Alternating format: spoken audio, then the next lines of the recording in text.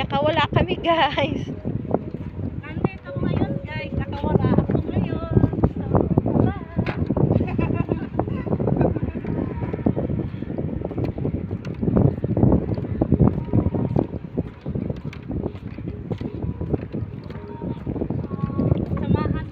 Samahan niyo ako guys, tara, let's go.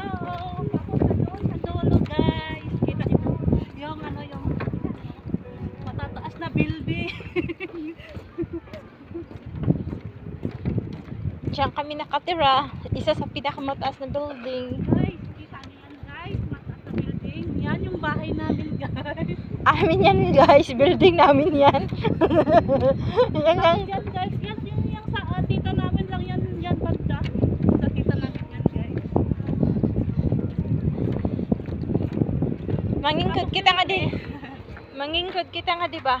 Tara, let's go. Nga ni nato antayin si Manang Karin. Oh, pwede ka ba sa inyo sa Bye-bye.